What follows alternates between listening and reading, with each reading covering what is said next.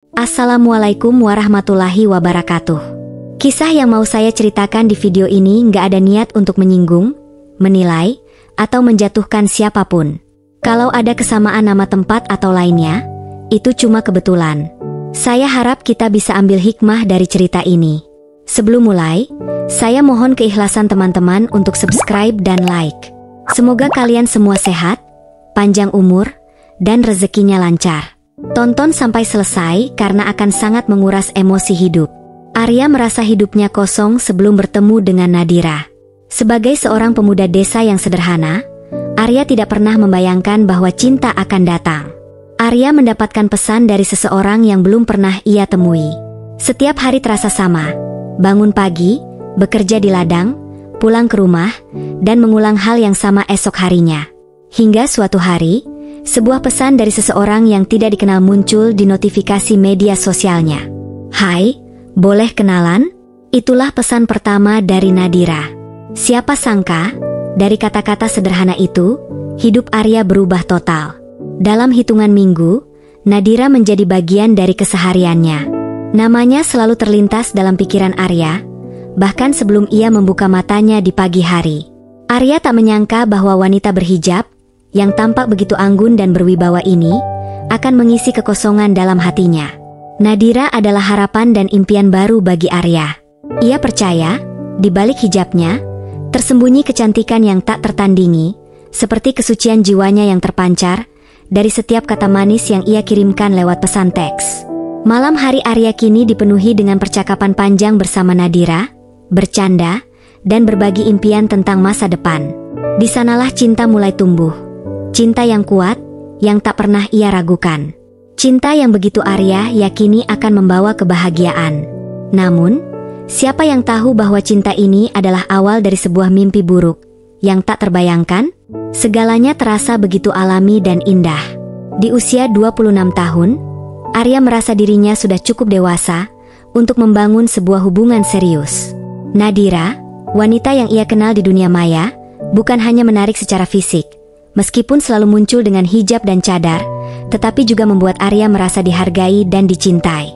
Setiap malam, mereka berkomunikasi dan membuat hubungan mereka semakin dalam. Awalnya hanya obrolan biasa tentang hobi, pekerjaan, dan kehidupan di desa kecil tempat Arya tinggal. Nadira selalu tampak sangat perhatian, menanyakan tentang keseharian Arya, apakah ia sudah makan, bagaimana pekerjaannya hari itu. Perlahan tapi pasti, percakapan mereka mulai berubah menjadi sesuatu yang lebih intim. Arya merasakan perasaan yang begitu dalam dengan Nadira. Seolah-olah dia adalah belahan jiwanya, yang selama ini ia cari. "Aku merasa tenang setiap kali mendengar suaramu Nadira," kata Arya. Setelah mereka berbicara selama berjam-jam di telepon. "Begitu juga aku Arya. Kamu membuatku merasa nyaman," jawab Nadira lembut dalam hati. Perasaan cinta Arya juga mulai tumbuh seiring waktu. Ia mulai membayangkan masa depan bersama Nadira. Mereka berbicara tentang pernikahan, tentang rumah yang akan mereka bangun, tentang anak-anak yang akan mereka besarkan. Semua tampak sempurna, tidak ada yang mencurigakan. Arya percaya bahwa Nadira adalah wanita impiannya. Nadira adalah seseorang yang Allah kirimkan untuk menjadi pendamping hidupnya. Namun ada satu hal yang mengganggu Arya setiap kali ia meminta untuk bertemu langsung. Nadira selalu menolak. "Aku belum siap Arya.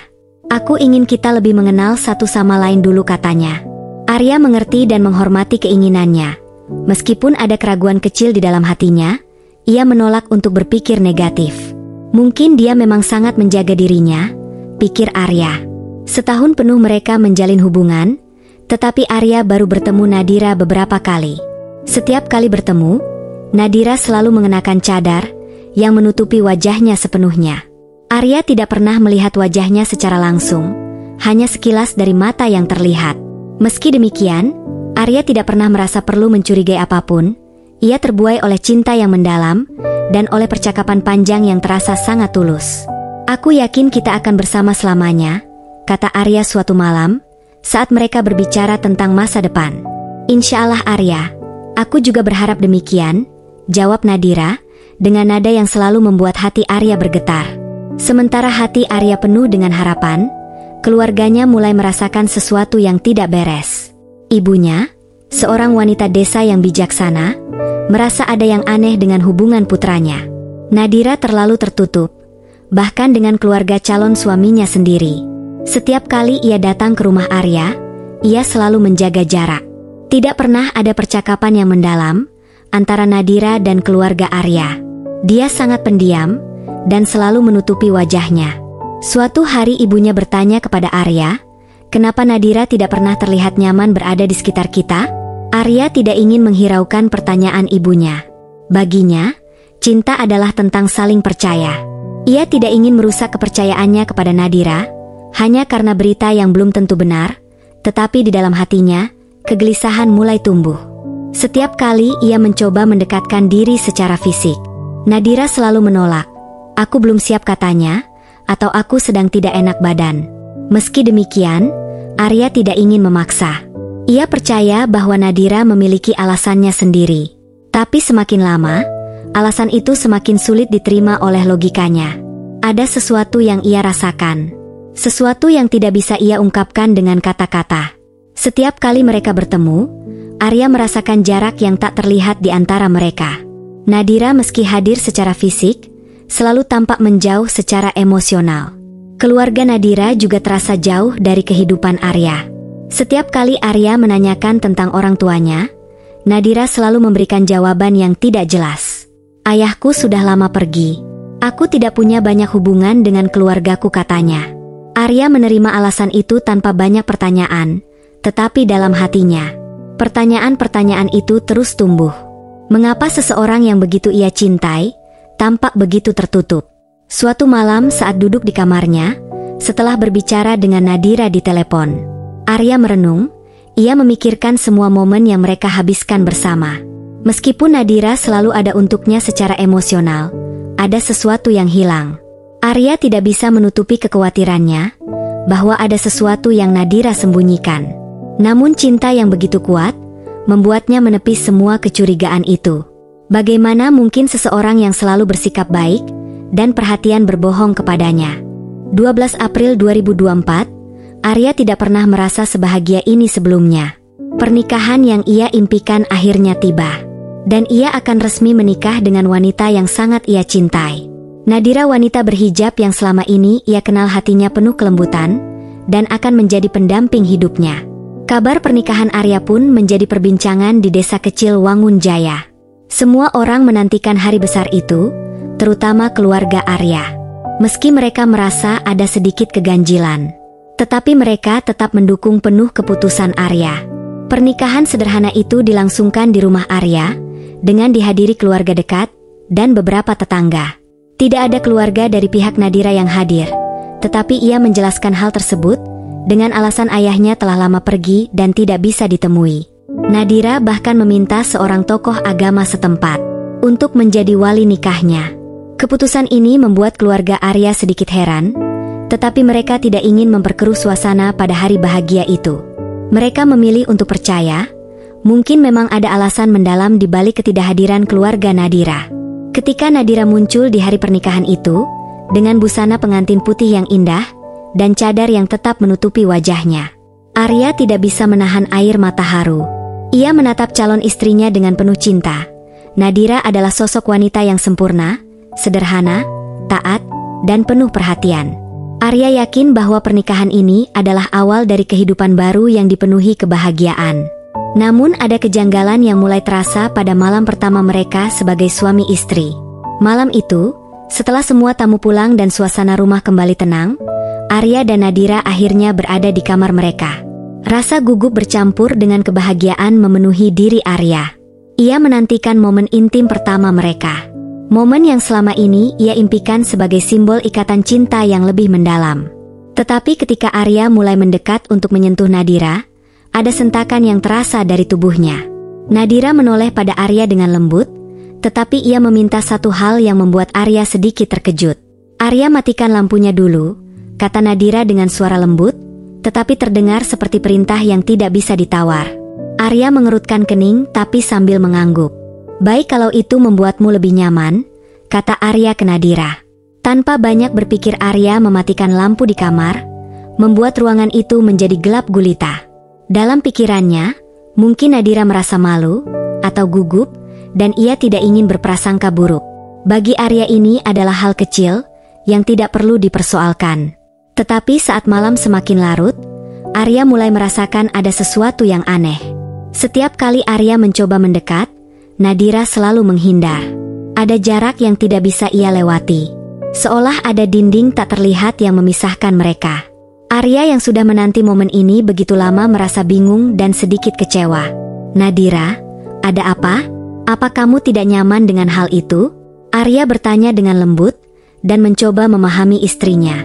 Nadira yang masih berada dalam kegelapan itu menjawab dengan suara pelan. "Aku sedang tidak enak badan Arya. Aku mohon, sabar dulu, mungkin besok aku akan merasa lebih baik." Arya menarik nafas panjang menahan rasa kecewanya. Ia tidak ingin memaksa Nadira jika ia benar-benar merasa tidak nyaman. Tetapi dalam hati kecilnya, Arya merasa ada sesuatu yang salah. Meskipun demikian, ia memilih untuk tidak bertanya lebih jauh. Mungkin dia benar-benar sedang tidak siap pikirnya. Namun pada malam-malam berikutnya lebih banyak kejanggalan yang dibuat Nadira. Setiap kali Arya mencoba mendekati Nadira untuk memenuhi haknya sebagai suami, Nadira selalu menolak dengan alasan yang sama. Sedang datang bulan, atau merasa tidak enak badan, dan setiap kali mereka berada di ranjang, Nadira selalu meminta satu hal yang sama, agar lampu dimatikan, dan ketika akhirnya Arya berhasil mendekat, Nadira selalu meminta agar ia yang berada di atas. Permintaan Nadira ini membuat Arya semakin bingung. Setiap kali ia menyarankan untuk berganti posisi, atau mendekatinya dengan cara yang lebih lembut, Nadira selalu menolak, dengan alasan tidak nyaman, atau merasa sakit. Arya mulai merasa bahwa ini bukan lagi sekadar masalah fisik. Ada sesuatu yang disembunyikan istrinya. "Nadira, kenapa kita selalu begini? Apa kamu tidak mempercayaiku?" tanya Arya, yang sudah frustasi dengan situasi yang tidak kunjung berubah. "Aku hanya merasa lebih nyaman begini Arya. Aku mohon jangan tanya lebih jauh. Berikan aku waktu," jawab Nadira dengan suara yang terdengar lembut, tetapi juga tegas. Arya yang hatinya penuh cinta untuk Nadira memilih untuk kembali mengalah, berharap bahwa suatu saat Nadira akan merasa lebih nyaman. Tetapi semakin lama semakin sulit bagi Arya untuk menahan rasa curiganya. Ia mencintai Nadira, tetapi ia merasa ada sesuatu yang tidak beres. Setiap kali mereka berhubungan, Nadira selalu meminta agar lampu dimatikan, dan ia selalu ingin berada di atas. Bahkan ketika Arya mencoba untuk menyentuh wajah atau tubuh Nadira, ia selalu menolak dengan cara halus, tapi tegas. "Tidak Arya, aku tidak suka disentuh seperti itu," katanya, sambil menyingkirkan tangan Arya dengan lembut. Hal ini pasti setiap kali terjadi, Arya merasa semakin jauh dari Nadira istrinya. Pernikahan yang ia impikan tidak berjalan seperti yang ia bayangkan dalam pikirannya. Hubungan suami istri seharusnya penuh keintiman, saling terbuka, saling percaya. Tetapi apa yang ia rasakan sekarang adalah jarak yang semakin besar antara ia dan Nadira. Arya merasa seolah-olah ada dinding besar yang tak terlihat di antara mereka. Dan meskipun ia berusaha keras untuk mendekati dinding itu, tetap ada sesuatu yang membuatnya merasa tidak pernah benar-benar bisa menyentuh hati Nadira. Di luar kamar Nadira tetap bersikap seperti biasanya, lembut, penuh perhatian, dan sangat menjaga sopan santun. Tetapi di dalam kamar setiap malam Arya merasa ada yang hilang. Ada sesuatu yang tidak bisa ia pahami, sesuatu yang terus mengganggu pikirannya. Pernikahan yang ia bayangkan sebagai awal dari kebahagiaan, kini terasa seperti sebuah kebingungan yang tak berujung. Arya tidak tahu harus bagaimana lagi. Setiap kali ia mencoba untuk lebih dekat, Nadira selalu menarik diri dengan alasan yang sama. Dan setiap kali ia selalu meminta lampu dimatikan, seolah-olah kegelapan adalah satu-satunya tempat di mana Nadira merasa aman. Suatu malam Arya tidak bisa lagi menahan rasa frustasinya. Setelah berulang kali ditolak, ia duduk di tepi ranjang menatap ke dalam kegelapan kamar mereka. "Nadira, apa sebenarnya yang sedang terjadi? Kenapa kamu selalu menghindar? Kita ini suami istri, tapi aku merasa seperti orang asing bagimu." Suasana hening selama beberapa saat. Nadira tidak menjawab. Kemudian dengan suara pelan dan tenang, ia berkata, "Arya, aku mohon, aku hanya butuh waktu, tolong sabar." Tetapi kali ini Arya tidak bisa lagi menerima jawaban itu. "Berapa lama lagi Nadira? Setiap kali aku mendekat, kamu selalu meminta lampu dimatikan. Setiap kali kita melakukannya, kamu selalu ingin berada di atas. Apa yang sebenarnya terjadi? Kenapa kamu tidak pernah membiarkanku menyentuhmu?" Dalam keheningan itu, Nadira tidak menjawab, hanya ada suara nafas yang berat. Dan Arya tahu bahwa apapun yang disembunyikan Nadira, ia tidak akan mendapatkannya malam ini. Dengan hati yang hancur dan penuh kekecewaan, Arya berbaring di sisi tempat tidur, sambil menatap ke arah langit-langit yang gelap. Pertanyaan-pertanyaan terus terpikir di kepalanya, tetapi tidak ada satupun jawaban yang bisa memuaskan hatinya. Pernikahan mereka baru berlangsung beberapa minggu, tetapi Arya sudah mulai merasa bahwa kebahagiaan yang ia impikan mungkin tidak akan pernah terwujud. Malam itu Arya duduk sendirian di ruang tamu rumahnya, sambil menatap ke arah jendela yang terbuka lebar. Angin malam bertiup lembut, tetapi dinginnya tak mampu menenangkan perasaannya. Pikirannya diliputi oleh kecurigaan dan kebingungan yang tak kunjung pergi. Setiap kali ia memikirkan Nadira, wanita yang sudah menjadi istrinya, perasaan aneh menyelimutinya. Ada begitu banyak hal yang terasa salah, begitu banyak kejanggalan yang tak dapat ia abaikan lagi. Selama ini ia mencoba menepis rasa curiga itu.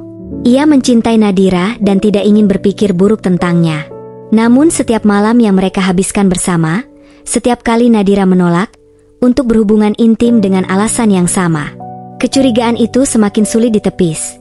Nadira selalu meminta lampu dimatikan dan selalu menghindari disentuh. Setiap kali Arya mencoba memeluknya, Nadira akan menggeliat, seolah sentuhan Arya membuatnya tidak nyaman. Kenapa? Apa yang sebenarnya sedang terjadi? Arya berbisik pada dirinya sendiri, berharap ada jawaban yang datang dari kegelapan malam. Rasa frustasi mulai meresap dalam dirinya. Arya bukan tipe pria yang mudah menyerah, tetapi situasi ini membuatnya merasa tak berdaya. Pernikahan yang selama ini ia bayangkan sebagai awal dari kebahagiaan kini terasa seperti mimpi buruk. Nadira yang dulunya ia cintai dengan sepenuh hati, mulai tampak seperti teka-teki yang tak bisa ia pahami. Arya merasa seolah-olah ia hidup bersama orang asing. Kecurigaan mulai membesar di dalam hatinya, hingga suatu hari, ia memutuskan untuk berbicara dengan ibunya. "Bu, aku merasa ada sesuatu yang aneh dengan Nadira," kata Arya, saat mereka sedang duduk bersama di ruang makan. Ibunya menatapnya dengan pandangan penuh perhatian. "Ada apa, Nak? Apa yang terjadi?" tanya ibunya lembut. Wajahnya dipenuhi kekhawatiran. Arya ragu sejenak. "Setiap kali kami akan berhubungan, dia selalu menolak. Alasannya selalu sama, Bu, entah itu datang bulan, atau merasa tidak enak badan. Dia selalu minta lampu dimatikan, dan setiap kali kami bersama, dia tidak pernah mau disentuh." Arya menghela napas panjang, mencoba menenangkan perasaannya yang bergejolak. Aku tidak tahu harus bagaimana lagi." Ibunya terdiam sejenak sambil berpikir. "Arya, apakah kamu pernah bertanya lebih jauh tentang latar belakang Nadira? Tentang keluarganya?" Arya menggeleng. Selama ini ia terlalu terbuai oleh perasaan cintanya. Nadira selalu mengatakan bahwa keluarganya tinggal jauh dan sulit dihubungi. Karena begitu mencintainya, Arya tidak pernah mempersoalkan hal itu. Tapi kini setelah mendengar kata-kata ibunya, ia mulai merasa bahwa ada sesuatu yang sengaja disembunyikan. "Kita harus mencari tahu lebih banyak tentang Nadira," kata ibunya dengan tegas. "Ada sesuatu yang tidak beres di sini." Arya mengangguk, dan tanpa membuang waktu lagi, ia memutuskan untuk mencari tahu kebenaran di balik sosok istrinya. Ia tidak tahu harus mulai dari mana, tetapi ia ingat bahwa Nadira pernah bercerita tentang sebuah desa kecil di mana keluarganya tinggal. Dengan informasi itu, Arya dan keluarganya memutuskan untuk menelusuri jejak keluarga Nadira. Beberapa hari kemudian, mereka melakukan perjalanan ke desa yang disebutkan oleh Nadira. Saat tiba di sana, Arya merasa jantungnya berdetak kencang. Ada perasaan aneh yang dirinya rasakan, seolah-olah ia akan menghadapi sesuatu yang sangat besar dan tidak siap untuk menerimanya. Di desa itu, mereka bertanya kepada beberapa warga, hingga akhirnya berhasil menemukan seseorang yang mengaku mengenal Nadira. Tapi apa yang mereka dengar membuat Arya hampir tak percaya. "Maaf, siapa yang kamu maksud, Nadira?" tanya salah seorang warga dengan raut wajah bingung. "Di sini tidak ada yang bernama Nadira. Tapi kalau yang kamu maksud adalah Erik, mungkin itu orang yang sama." "Erik?" Arya terkejut. "Siapa Erik?" Warga itu mengangguk pelan. "Ya, Erik, Dia tinggal di sini dulu sebelum pergi ke kota. Tapi Erik itu laki-laki, bukan perempuan. Kata-kata itu seakan menghantam Arya dengan keras.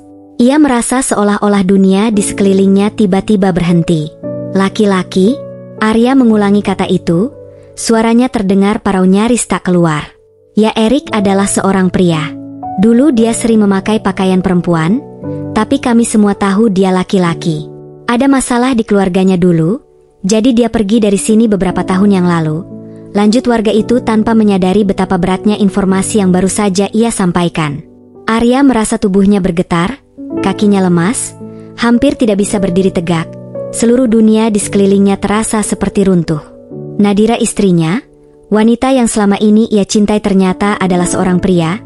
Ia merasa pikirannya kacau setelah tahu hal itu. Arya segera bergegas pulang. Dalam perjalanan kembali, pikirannya dipenuhi oleh ribuan pertanyaan yang tidak bisa ia jawab semua. Kenangan bersama Nadira, senyumnya, perhatiannya, kata-kata lembut yang pernah ia ucapkan. Semua terasa seperti lelucon kejam yang dimainkan kepada dirinya. Sesampainya di rumah, Arya menghadapi Nadira atau Erik dengan kemarahan yang membara di dalam dirinya. Nadira atau siapapun kamu, sebenarnya apa maksud dari semua ini? Arya berkata dengan suara tinggi yang penuh emosi. Matanya menatap tajam ke arah sosok di depannya, yang dulu ia yakini sebagai wanita yang ia cintai. Nadira yang sekarang Arya tahu sebagai Erik, terdiam dengan wajah pucat.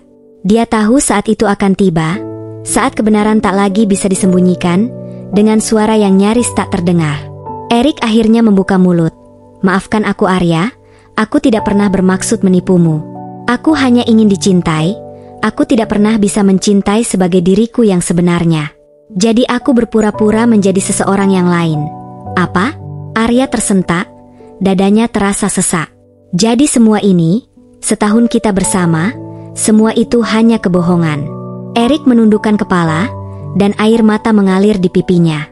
Aku hanya ingin melarikan diri dari masa lalu. Aku pernah disakiti, Arya. Dulu aku mencintai seorang wanita, tapi dia mengkhianatiku.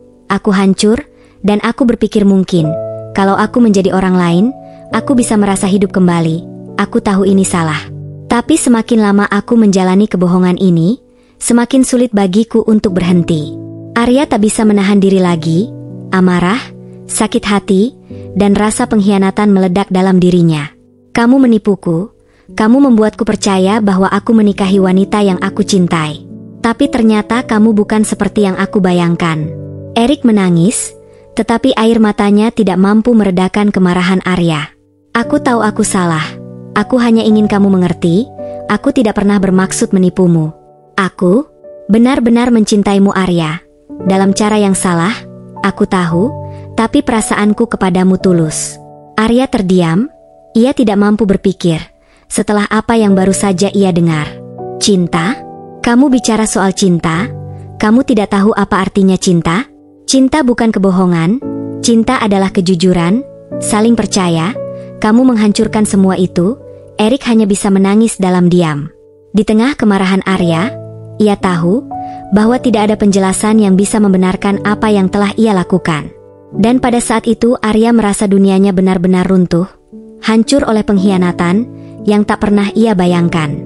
Hari-hari setelah pengungkapan itu adalah hari-hari paling kelam dalam hidup Arya. Ia tidak bisa menghadapi kenyataan bahwa orang yang ia cintai dengan begitu tulus ternyata adalah seorang penipu. Setiap malam Arya terjaga, memikirkan semua kebohongan yang telah disampaikan Nadira atau Erik. Hatinya terasa hampa, seolah-olah semua warna dalam hidupnya telah menghilang. Aku bodoh, aku begitu bodoh. Arya berulang kali menyalahkan dirinya sendiri. Ia merasa seolah-olah ia telah ditipu karena terlalu mudah percaya. Ia tidak tahu bagaimana ia bisa melanjutkan hidup setelah ini.